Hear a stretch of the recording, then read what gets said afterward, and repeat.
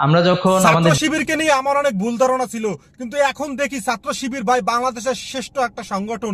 যে ছাত্র শিবির করে সেই বাংলাদেশের ডায়মন্ড। তার কথাগুলো শুনেন, কি নমনীয় ভাবে তিনি কথাগুলো বলছে। জীবন শেষ হয়ে যাবে, জীবন শেষ হওয়ার পরে তোমরা দেখবা যে পবিত্র কোরআনে আল্লাহ তাআলা বারবার বলতেছেন, ঠিক আছে, বারবার বলছেন যে যারা পৃথিবী শেষ করে চলে গিয়েছে, একটা ধরনের মানুষ যারা খুবই মর্যাদাবান হবে, যারা শহীদ হবে, তারাও একটা জিনিসই বলবে, ইস, আবার যদি পৃথিবীতে ফিরে যাইতাম, সময়টা একটু কাজে লাগাতে পারতাম বিভিন্নভাবে, আমি যদি আমার অ্যাক্টিভিটিস গুলো আবারও করতে পারতাম। মানুষ সময়টা আসলে চায়। পৃথিবীতে আল্লাহ তাআলা একটা নিয়ামত আমাদের সবাইকে সমান সমান দিয়েছেন, সেটা হচ্ছে সময়।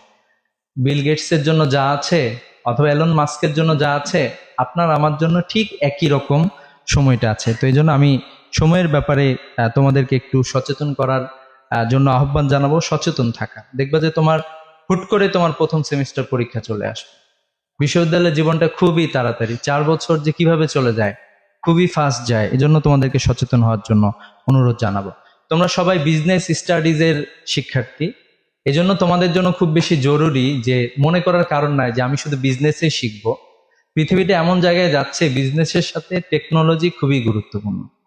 তো এই জন্য টেকনোলজির ব্যাপারে তোমরা সচেতন হবা। এআই থেকে শুরু করে বিভিন্ন টুলস ব্যবহার করা, বিজনেসের সাথে রিলেটেড বিষয়গুলোর সাথে টেকনোলজির অ্যাফিলিয়েশনটা কিভাবে হইতে পারে, এই জায়গায় তোমরা আশা করি তোমাদের চেষ্টা অব্যাহত রাখবা। তোমাদেরকে যেটা করতে হবে সেটা হচ্ছে যে শির দ্বারা উঁচু করে রাখতে হবে।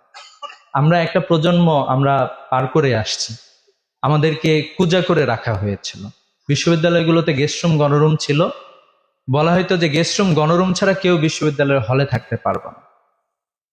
যার ফলে আমাদের আমাদের যে ব্যক্তিত্ব থাকতো, এটা প্রথম দিনে অথবা প্রথম মাসে অথবা প্রথম বছরে আমাদের ব্যক্তিত্বটাকে ভেঙে চুরমার করে দেওয়া হতো। আমরা জি হুজুর টাইপের একটা প্রজন্ম ছিলাম। কিন্তু জুলাই বিপ্লব আমাদেরকে নতুন এক আশা জাগিয়েছে।